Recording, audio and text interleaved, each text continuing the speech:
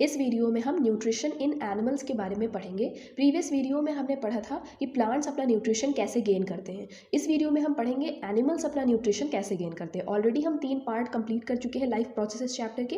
तीनों पार्ट का लिंक आपको डिस्क्रिप्शन बॉक्स में मिल जाएगा। स्टार्ट करते हैं। The food material on which the animals और the human body lives can be classified as carbohydrate, fat and proteins. जो भी फूड मटीरियल का इंटेक हम करते हैं, जिसपे हम सर्वाइव करते हैं, वो कार्बोहाइड्रेट, फैट या प्रोटीन्स होते हैं। डाइजेस्टिव ट्रैक में ये जितने भी प्रोडक्ट्स होते हैं ये अपने नेचुरल फॉर्म में एब्जॉर्ब नहीं किए जा सकते। मींस जिस फॉर्म में हम इन्हें खा रहे हैं, इस फॉर्म में ये हमारे ब्लड में एब्जॉर्ब नहीं होते और इसी फॉर्म में हमको इनसे एनर्जी या न्यूट्रिशन नहीं मिलता। पहली बात तो इन्हें एब्जॉर्ब करने के लिए इनका ब्रेकडाउन करना पड़ता है। ये कॉम्प्लेक्स मॉलिक्यूल है, इनको सिंपलर मॉलिक्यूल्स में बदलना पड़ता है और सिंपलर मॉलिक्यूल्स में बदलने के लिए कॉम्प्लेक्स मॉलिक्यूल का ब्रेकडाउन करना पड़ता है। छोटे छोटे पीसेज में उनको तोड़ना रहता है। जब वो छोटे छोटे पीसेज में टूट जाते हैं तब उनका एब्जॉर्प्शन ईजिली हो जाता है और हमें energy provide. Breakdown is important to gain energy, लिखा हुआ है ना कि जब ब्रेकडाउन होगा तो ही हमें एनर्जी मिल पाएगी। फिर देखते हैं basically nutrition promotes the development of body and health. तो हमारी बॉडी की ग्रोथ, डेवलपमेंट, हेल्थ और वेल्थ ये सब डिसाइड करता है हमारा न्यूट्रिशन कैसा है।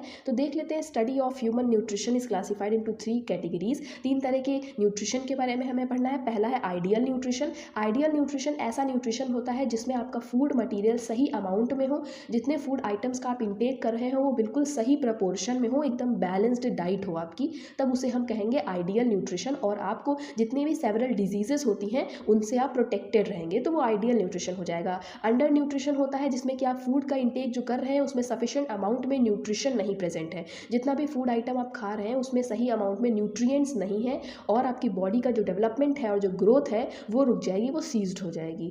थर्ड पढ़ लेते हैं ओवर न्यूट्रिशन। ओवर न्यूट्रिशन होता है जब लार्ज अमाउंट में आप फूड इंटेक कर रहे हैं और कोई स्पेसिफिक फूड इंटेक कर रहे हैं लार्ज अमाउंट में, तो वो इम्बैलेंस रेशियो हो जाता है फूड के कंपोजिशन का। मतलब आप फूड तो खा रहे हैं लेकिन जैसे आप चावल या रोटी में से सिर्फ रोटी ही रोटी खाते जा रहे हैं या सिर्फ चावल ही चावल खाते हैं, कोई भी एक फूड आइटम का कॉन्टिन्यूसली इंटेक करना लार्ज अमाउंट में, ये हो जाता है ओवर न्यूट्रिशन। ठीक है, जिससे कि आपको सभी प्रकार के जो फूड आते हैं सभी का न्यूट्रिशन आपको नहीं मिल पाता, वो बैलेंस डाइट नहीं मिल पाती है। इसके कारण काफ़ी ऐसी प्रॉब्लम्स भी हो जाती हैं जैसे कि ओबेसिटी हो जाती है और डायबिटीज़ हो जाती है। ये हमने पढ़ लिया न्यूट्रिशन के बारे में। अब देख लेते हैं बैलेंस डाइट क्या होती है। Food contain energy, chemical substances that is needed for. देखिए फूड के पास जितने भी केमिकल सब्सटेंसेस होते हैं वो हमारी बॉडी की ग्रोथ, डेवलपमेंट के लिए, रिप्रोडक्शन के लिए, रिपेयर के लिए, ये सभी फंक्शनिंग वो करते हैं। ठीक है, और फूड के अंदर जो न्यूट्रिएंट्स होते हैं उनके बारे में लिखा हुआ है कि हमारा जो डाइट है, हमारा जो फूड आइटम है उसमें 7 कॉम्पोनेंट होते हैं बैलेंस डाइट के। अभी वो 7 कॉम्पोनेंट्स भी हम देखेंगे और उन्हीं 7 कॉम्पोनेंट्स को हम न्यूट्रिएंट्स कहते हैं। ठीक है, और बैलेंस डाइट क्या होती है। बैलेंस डाइट एक ऐसी डाइट होती है जिसमें sufficient amount of essential nutrients हो जो कि आपकी बॉडी की हेल्थ को मेंटेन करके रखे। ऐसी डाइट जो कि सही अमाउंट में फूड हो, उसमें ऐसा नहीं कि एक भी फूड पार्टिकल बहुत ज़्यादा हो या दूसरा फूड आइटम बहुत कम हो, तो सही मात्रा में, सही प्रपोर्शन में फूड आइटम्स का इंटेक करना, वो पूरी बैलेंस डाइट होती है जो कि इम्यून सिस्टम को आपको एनहांस करती है और आपकी बॉडी वेट को और पूरी बॉडी के ओवरऑल डेवलपमेंट को मेंटेन करके रखती है। तो न्यूट्रिएंट्स के बारे में हमने देख लिया। 7 तरह के फूड न्यूट्रिएंट कौन कौन से हैं। कार्बोहाइड्रेट है, फैट है जिसको हम लिपिड भी कह सकते हैं, protein, vitamin, minerals, fibre and water, ये सभी 7 फूड न्यूट्रिएंट्स हो जाएंगे। फिर देख लेते हैं ये बैलेंस डाइट एडल्ट ह्यूमन का दिया हुआ है ग्राफ, हमें वो नहीं देखना इसके बारे में। अब हम देख लेते हैं अमीबा में न्यूट्रिशन कैसे होता है, क्योंकि हम एनिमल्स में न्यूट्रिशन पढ़ने जा रहे हैं तो जनरली एग्जाम में अमीबा से रिलेटेड पूछा जाएगा, तो बुक में आपकी यही दिया हुआ है न्यूट्रिशन इन अमीबा, वो पढ़ लेते हैं। उसके बाद डायरेक्टली हम न्यूट्रिशन इन ह्यूमन बींग्स आ जाएंगे, वो हम नेक्स्ट पार्ट से कवर करेंगे। तो अमीबा एक यूनिसेलुलर ऑर्गेनिज्म है, मतलब एक कोशिकीय है, मतलब एक सेल से इसकी पूरी बॉडी है, वही एक सेल उसके सारे फंक्शंस परफॉर्म कर रहा है, डाइजेशन का, रेस्पिरेशन का, एक्सक्रीशन का, वही एक सेल उसके सारे फंक्शंस को परफॉर्म करता है अमीबा के। और ये होलोजोइक टाइप ऑफ न्यूट्रिशन है। मैंने सेकंड पार्ट में होलोजोइक टाइप ऑफ न्यूट्रिशन भी एक्सप्लेन किया था। क्या होते हैं ऐसे ऑर्गेनिज्म जो फूड का इंटेक पूरा कर लेते हो, वो होलोजोइक टाइप के जो ऑर्गेनिजम्स होते हैं। It is an omnivore organism. ये ऑमनीवोर ऑर्गेनिज्म होता है, मतलब ये प्लांट्स और एनिमल्स दोनों का इंटेक करता है। बैक्टीरिया, डायटम्स, एल्गी और बहुत सारे छोटे छोटे माइक्रोस्कोपिक ऑर्गेनिजम्स हैं जो इसकी डाइट में इंक्लूड होते हैं। It does not have any special structure for nutrition. जैसे हमारे पास न्यूट्रिशन टेक करने के लिए, फूड का इंटेक करने के लिए माउथ है, एक स्पेशल ऑर्गन है, वैसे ही अमीबा के पास कोई भी स्पेशल स्ट्रक्चर नहीं होता न्यूट्रिशन के लिए। वो कैसे करते हैं, इंजेक्शन होता है फूड का इंटेक करना। इंजेक्शन मीन्स फूड का इंटेक करना। तो ये फूड का इंटेक करते हैं अपनी बॉडी की सरफेस से, इनकी बॉडी की जो सतह होती है उसी से ये करते हैं। जैसे ही food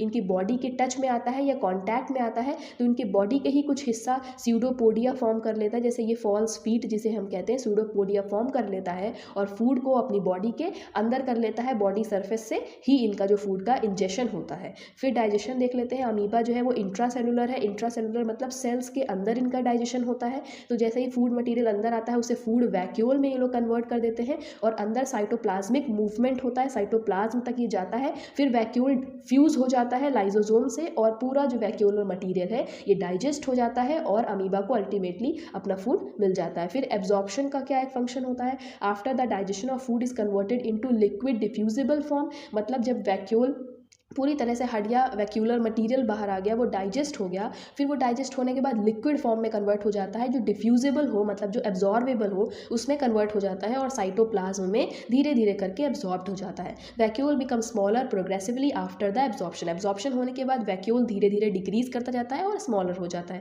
assimilation after absorption all the food nutrients are used to build new protoplasm. Assimilation क्या होता है, कंपाइल होता है यहाँ पे सारी चीज़ें। तो एब्जॉर्प्शन होने के बाद जो फूड न्यूट्रिएंट्स हैं वो सभी बिल्ड करते हैं एक नए प्रोटोप्लाज्म को।